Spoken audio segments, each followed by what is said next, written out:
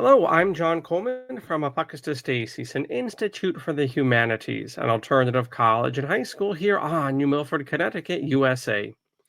This evening, I'm joined once again by Professor Adam Myers as we make our way through Euclid's Elements.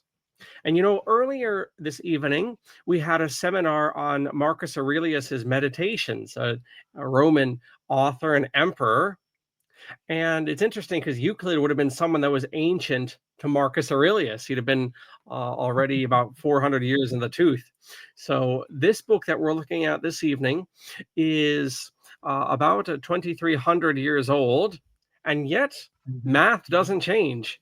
And the insights here make this still a perennial textbook. Before we get too long in the tooth and I kick things over to Adam here, just one announcement, and that concerns our open events series. I just alluded to a presentation and a discussion for 2 hours we just had on Marcus Aurelius's philosophy. And this is a really great way. This ongoing series of open seminars to the public, is a really good way to get a feel of what it would be like to enroll at a class here. And then also, even if you don't enroll, it's a great way to become involved in the life of the college. And we cover a wide variety of topics. This summer, we've looked at philosophy. We've looked at the I Ching from China. In this autumn, we're going to look at St. Augustine and some of his letters and essays. And no doubt we'll have some other goodies out of left field altogether. So do consider that. It's a great way to help the college grow. With that being said, welcome, Adam. How have you been? Oh, I've been hanging in there, you know.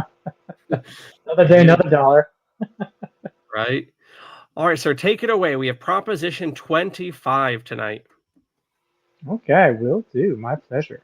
So, for tonight, our proposition is going to be incredibly short and to the point. Really, all we're doing is proving the converse of proposition 24. Basically, we're taking what 24 said and just sort of reversing the direction of the proof. So, if you have two triangles and they share equal sides, with the exception of the base, then the triangle with the bigger base is going to have a corresponding bigger opposite angle than the other triangle. Okay. And so what this is this is in a certain sense a iterated, or not iterated, more of a dual proof by contradiction. What we're going to do is actually it's not really a proof by contradiction. Take that back. There are elements of contradiction, but anyway. So we're just going to go through.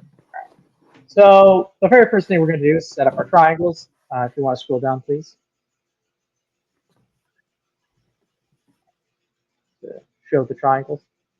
We got our two triangles here, ABC and DEF. Thank you.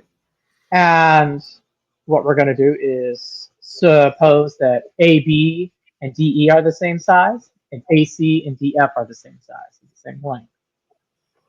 And then what we're going to do is we're going to use proposition 4 to note that without them being equal, the bases cannot equal. Without the bases being equal, the angles cannot equal. So we've eradicated that as a possibility.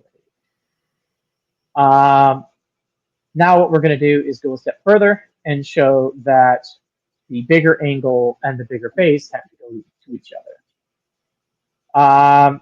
Suppose the converse, suppose the contradiction, that in fact angle EDF is actually bigger than angle BAC. Then the base BC would be less than the base EF, but it is not. And that's proven from proposition 24. Therefore, by contradiction, the angle BAC is not less than the angle EDF.